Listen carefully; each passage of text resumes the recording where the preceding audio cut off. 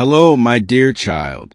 It's Grandpa, settled here in my old rocking chair, the one that's held me through countless evenings of thinking and dreaming. I've been pondering what I want to pass on to you today, and there's a lesson that's been tugging at my heart. It's about what really matters in life. Things no amount of money can ever buy. I've got stories to share, advice to give, and a whole lot of love, just like if you were sitting right here with me. So, grab a cozy spot, maybe a warm drink, and let's have a heart-to-heart, like family. When I was young, I thought money was the key to everything. I'd see folks driving fancy cars, living in big houses, wearing clothes that looked like they cost a month's wages, and I'd think, that's what I need. That's the good life. I wasn't alone. The world seemed to shout that money was the answer. Work harder, earn more by more, and you'll be happy. I believed it, child. I hustled, saved every penny, and chased that dream, thinking if I could just get a little ahead, I'd feel full, complete, like I had made it. But life has a way of teaching you what's real. Let me take you back to when I was about 28, working long hours at a lumber mill. I was proud of my paycheck, proud of the things I could bring home: a new stove for your grandma, a bicycle for your dad when he was little. I thought I was building something solid, something that would make us all happy. One evening, I came home late, dog-tired, expecting your grandma to greet me with her usual smile. Instead, I found her sitting at the kitchen table, her face tired, her eyes distant. I asked what was wrong, and she said, "John, you're giving us things, but we're missing you. The kids don't know their daddy anymore. I don't know you." Those words cut deeper than any knife. I'd been so busy chasing money, thinking it would make our life better, that I'd lost sight of what actually did. It wasn't the stove or the bicycle. It was the moments we weren't sharing. Your grandma's stories about her day, your dad's questions about the world, your aunt's giggles when I'd tickle her. I'd been running after something shiny, and it left my family feeling alone. That night, I held your grandma close, promised I'd do better, and decided money would never again come for the people I loved. From then on, I changed my ways. I still worked hard. Bills don't pay themselves, but I made time for what mattered. I'd leave the mill early some days, even if it meant less pay, to sit with your grandma and talk, really talk. I'd take your dad fishing, just the two of us, letting him chatter about school or bugs or whatever was on his mind. Those evenings, with the sun setting and our little family together, were worth more than any dollar I'd ever earned. They filled my heart in a way no bank account could. Here's my first piece of advice. Don't let money fool you into thinking it's the answer to a happy life. It's a tool, nothing more. It buys food, keeps a roof over your head, helps you care for those you love, but it's not the treasure. If you chase it, believing it'll fill the empty spots in your soul, you'll end up with plenty in your hands and nothing in your heart. Instead, chase what lasts: love, connection, the kind of peace that settles deep inside.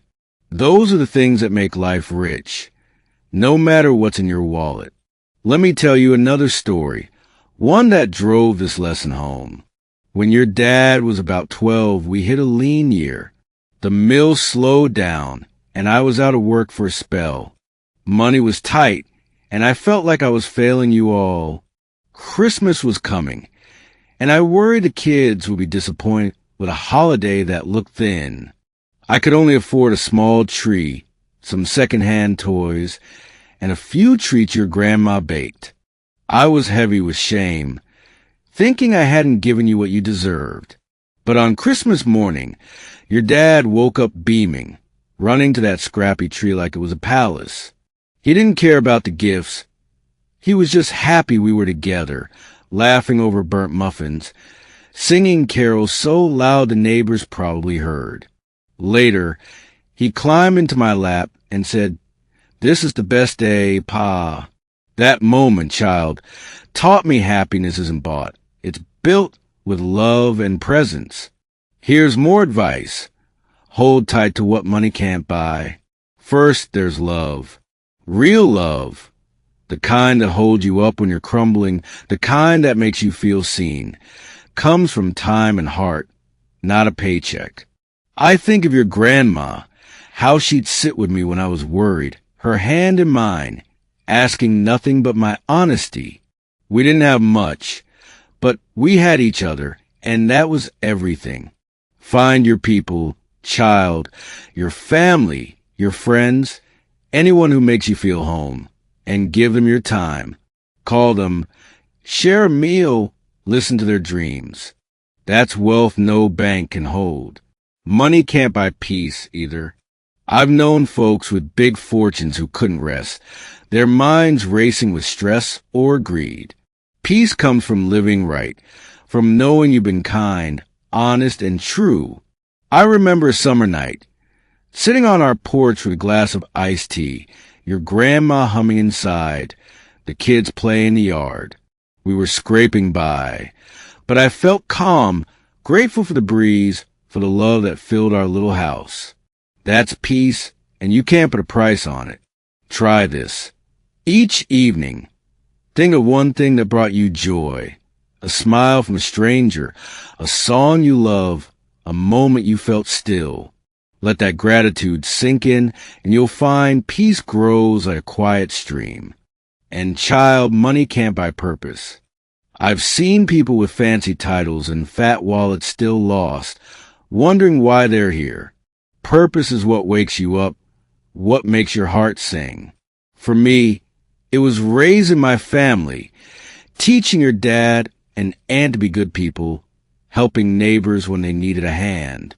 Early on, I chased jobs thinking they'd give me meaning, but I found it in smaller things. Fixing a chair for a friend, telling your dad stories to spark his imagination. Ask yourself, what makes you feel alive? Maybe it's helping others, creating art, or learning something new. Hold that close and let it guide you, not a paycheck. Let me share another memory from when I was a bit older. I'd taken a second job at a warehouse, thinking extra money would get us ahead. A better car, maybe a vacation. I was gone most nights, missing suppers, missing your aunt's piano recitals. One evening, I came home to find a note from her on my pillow. "I miss you, Daddy. Please stay home." It broke my heart. I quit that job, took a simple one closer to home, and never regretted it. We had less cash, but we had more of each other. Your aunt's music filling the house, your dad's laughter, your grandma's warm hugs. No amount of money was worth trading those moments. Here's a practical tip. Carve out time for what matters. Every week, pick one thing that feeds your soul, a walk with a friend, a call to your parents, an hour to read or dream. Guard that time like it's precious, because it is. I used to make Saturdays sacred. No work, just family. We'd go to the park, eat sandwiches by the river, talk about nothing and everything. Those hours were my fortune, richer than any bonus. Try it, child. This week, choose one moment to be fully present and see how it fills you up. Another lesson I learned is that giving beats getting every time. Money can't buy the warmth you feel when you help someone.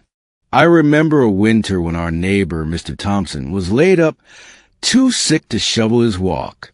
I spent a morning clearing it, my fingers numb, but my heart warm. He tried to pay me, but I said no. His smile was enough. Later, he left a loaf of his wife's bread on our porch with a note. "You're a blessing." That bread, shared with your grandma's soup, tasted better than any store-bought feast. Look for ways to give your time, your kindness, a listening ear. It'll make you feel full in a way things never will. Let me tell you one more story from when your dad was starting his own life. He'd been offered a big job across the state with a salary that made my eyes pop, but it meant long hours moving away from us, from his roots. He came to me torn, and I told him about my warehouse days, how I'd chased money and lost time I couldn't get back. I said, choose what keeps you whole, your family, your peace, your heart. He stayed local, took a smaller job, and built a life close to home. Years later, he thanked me, said he'd never trade the nights he spent with you kids for any paycheck. That's what matters, child. The moment you're there for, the love you grow. If the world's telling you to earn more, buy more, be more, here's my advice. Listen to your heart instead. You don't need to prove yourself to anyone. You're enough just as you are. Live simply. Own less, love more. Our little house was cramped, but it was bursting with joy, and that was perfect. Find beauty in what's yours. The people who light you up, the small things that spark warmth, like a sunrise or a kind word. One last tip. When life feels heavy, go back to what's real. If money's tight or the days are long, focus on connection. Write a note to someone you love. Share a laugh with a friend. Help a stranger. I did this when times were tough. Once, I fixed a wagon for a kid down the street. No charge. His grin was my reward. Those acts remind you what grounds you, what weaves a life worth living. I've lived a long time, and I know this. The richest life is full of love, peace, and purpose. Money passes like clouds, but what you give, your heart, your time, your care, that stays forever. Hold it tight, build it strong, and you'll never feel empty, no matter what's in your pocket. Before I go, I want to ask you something straight from my heart. If this talk has warmed you, if it's reminded you of what fills your soul, please hit that subscribe button.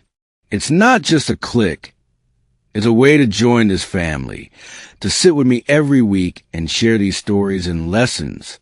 Your support keeps Grandpa Talk alive, keeps this old man's voice reaching you, and others who need to hear what truly matters. It means everything to know you're out there, listening, loving, living with heart. I love you, child. You've got everything you need inside you, and I believe in you. Until next time, hold your people close, seek peace in quiet moments, and live for what lasts. You've got this.